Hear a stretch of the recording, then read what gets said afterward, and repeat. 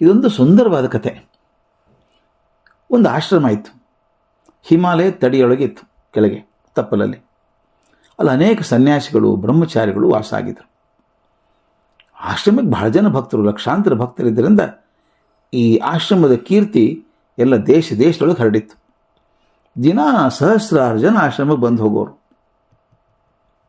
ಸ್ವಲ್ಪ ದಿವಸ ಕಳೆದ ಮೇಲೆ ಏನಾಯಿತೋ ಗೊತ್ತಿಲ್ಲ, ವರ್ಷದಿಂದ ವರ್ಷಕ್ಕೆ ಭಕ್ತರ ಸಂಖ್ಯೆ ಕಮ್ಮಿ ಆಗ್ತಾ ಇತ್ತು. ಇಲ್ಲಿದ್ದಂಥ ಸನ್ಯಾಸಿಗಳು ಕೂಡ ಬೇರೆ ಬೇರೆ ಜಾಗಕ್ಕೆ ಹೋಗೋಕ್ಕೆ ಶುರು ಮಾಡಿದರು. ಬ್ರಹ್ಮಚಾರಿಗಳ ಸಂಖ್ಯೆ ಕಡಿಮೆ ಆಯಿತು. ಹಾಗಾದ್ರಿಂದ ಆಶ್ರಮದ ಆದಾಯನೂ ಕಮ್ಮಿ ಆಯಿತು. 5-6 ವರ್ಷ ಆಗೋದ್ರೊಳಗೆ ಅದರ ಹೆಸರು ಕಮ್ಮಿ ಆಗೋದ್ರೊಳಗೆ ಅಲ್ಲೆಲ್ಲೇ ಜಗಳವಾದಂಥ, ಏನೇನೋ ಅಹಿತಕರ ಘಟನೆ ನಡೆದಂಥ ರಂಗಿನ ಕಥೆಗಳು ಹೊರಗೆ ಬರೋಕ್ಕೆ ಶುರು ಆಯಿತು. ಆಶ್ರಮದ ಭಕ್ತರಿಗೆ ಇದೊಂದು ಆಘಾತಕಾರಿ ವಿಷಯ ಆಯಿತು. ಏನು ಆಶ್ರಮ ಹಿಂಗಾಗ್ತಾ ಇದೆಯಲ್ಲ. ಈ ಆಶ್ರಮಕ್ಕೊಬ್ಬರು ಅಧ್ಯಕ್ಷರು, ಅವರು ಬಹಳ ಚಿಂತೆ ಆಯಿತು. ಯಾಕೆ ಹಿಂಗಾಗ್ತಾ ಇದೆ ಇದು, ಏನು ಕಾರಣ, ಏನು ಮಾಡಿದರೆ ಸರಿ ಹೋದಿತ್ತು ಅಂತ ಚಿಂತೆ ಮಾಡಿ ಸೋತು ಹೋದರು. ಅವ್ರಿಗೊಂದು ಯೋಚನೆ ಬಂತು. ಅವ್ರಿಗೊಬ್ಬರು ಗುರುಗಳಿದ್ದಾರೆ. ಆ ಗುರುಗಳು ಹಿಮಾಲಯದ ಗುಹೆಗಳು ವಾಸ ಮಾಡ್ತಾರೆ. ಏನಾದರೂ ಅಡ್ಡಿ ಇಲ್ಲ, ಆ ಗುರುಗಳನ್ನ ಕೇಳ್ಕೊಂಬರೋಣ, ಏನು ಮಾಡಿದ್ರೆ ಆಶ್ರಮ ಸರಿ ಆಗ್ತದೆ, ಪರಿಹಾರ ಕೇಳ್ಕೊಂಬರೋಣ ಅಂತ ಅಧ್ಯಕ್ಷರು ಹೊರಟರು. 4-6 ದಿವಸ ಪ್ರಯಾಸದ ಪ್ರವಾಸ ಅದು. ದಾಟಿ ಹೋಗಿ ಗುಹೆ ತಲುಪಿದರು.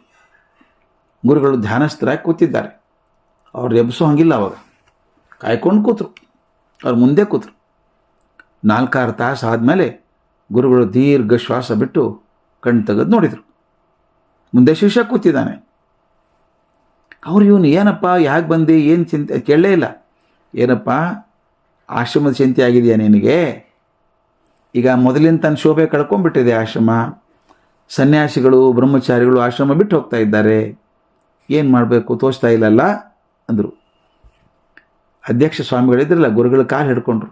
ಗುರುಗಳೇ, ನಿಮಗೆಲ್ಲ ಗೊತ್ತೇ ಇದೆ, ನಾನು ಏನು ಹೇಳೋದು, ಹೇಳಿದ ಹಾಗೆ ಆಗಿದೆ ನಮ್ಮಲ್ಲೀಗ. ಈ ಸಮಸ್ಯೆಗೆ ಪರಿಹಾರ ಏನು ಗುರುಗಳೇ, ತಾಯಿಯು ದಯವಿಟ್ಟು ಹೇಳ್ಕೊಡಿ ಅಂತ ಕೇಳ್ಕೊಂಡ್ರು.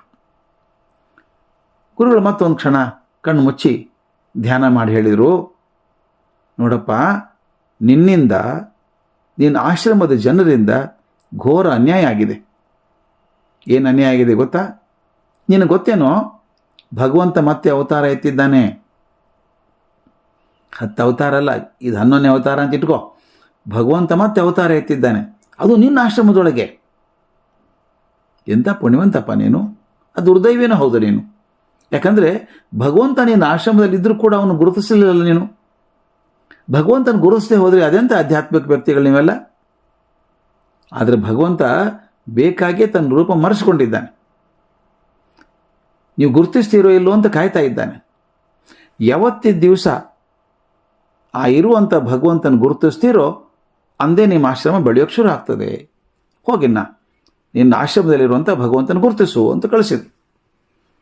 ಅಧ್ಯಕ್ಷರು ಆಶ್ರಮಕ್ಕೆ ಬರ್ತಾ ಇದ್ರು ವಾಪಸ್. ಅವ್ರಿಗೆ ಆಶ್ಚರ್ಯ, ನಮ್ಮ ಆಶ್ರಮದಲ್ಲಿ ಭಗವಂತ ಇದ್ದಾನ? ಅವನು ಯಾರು ಅನ್ನೋದು ಗೊತ್ತಿಲ್ಲಲ್ಲ ನಮಗೆ. ಯಾರು ಇರ್ಬೋದು ಭಗವಂತ? ವಿಚಾರ ಮಾಡ್ತಾ ಬಂದರು. ತಲೆ ಬಿಸಿ ಆಯಿತು. ಆಶ್ರಮಕ್ಕೆ ಬಂದವರೇ ಎಲ್ಲರನ್ನ ಚರ್ಚೆಗೆ ಕರೆದ್ರು. ಹಿರಿಯ ಸನ್ಯಾಸಿಗಳನ್ನು ಕೂಡಿಸ್ಕೊಂಡ್ರು. ನೋಡಿ, ನಿಮಗೊಂದು ಸಂತೋಷದ ಹಾಗೂ ಮತ್ತು ದುಃಖದ ಸಂಗತಿ ಹೇಳಬೇಕು ನಾನು. ಸಂತೋಷ ಸಂಗತಿ ಅಂದರೆ ಭಗವಂತ ನಮ್ಮ ಆಶ್ರಮದಲ್ಲೇ ಅವತಾರ ಮಾಡಿದ್ದಾನೆ. ದುಃಖದ ಸಂಗತಿ ಅಂದರೆ ಅವನು ಯಾರು ಎಂಬುದು ನಮ್ಗೆ ಗೊತ್ತಿಲ್ಲ.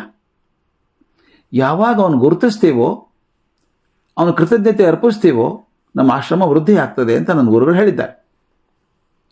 ನಮ್ಮಲ್ಲಿ ಯಾವ ರೂಪದಲ್ಲಿದ್ದಾನೋ ಭಗವಂತ ನಮ್ಗೆ ಗೊತ್ತಿಲ್ಲ ಅಂತ ಅಧ್ಯಕ್ಷರು ಹೇಳಿದರು.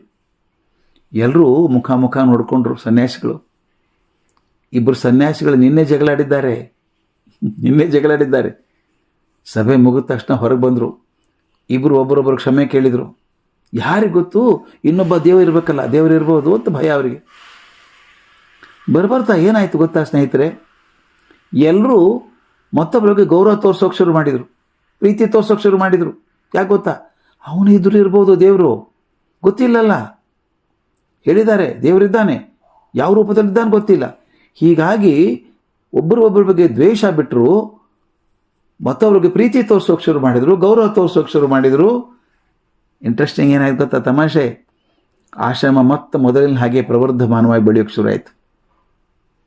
ಇದಿಷ್ಟೇ ಸ್ವಾಮಿ, ಆಶ್ರಮ ಆಗಲಿ, ನಮ್ಮ ಮನೆ ಆಗಲಿ, ಒಂದು ಸಂಸ್ಥೆ ಆಗಲಿ, ಎಲ್ಲೇ ಇರಲಿ, ಪ್ರತಿಯೊಬ್ಬರಲ್ಲಿ ಭಗವಂತನ ಅಂಶ ಇದೆ ಅಂತ ನಂಬಿ ಪರಸ್ಪರ ಗೌರವದಿಂದ ಪ್ರೀತಿಯಿಂದ ಬದುಕಿದಾಗ ನಮ್ಮ ಮನೆ, ಸಂಸಾರ, ಸಮಾಜ, ದೇಶ ಸಮೃದ್ಧಿ ಆಗ್ತದೆ ಅನ್ನೋ ಸೂಚಿಸುವಂಥ ಕಥೆ ಇದು.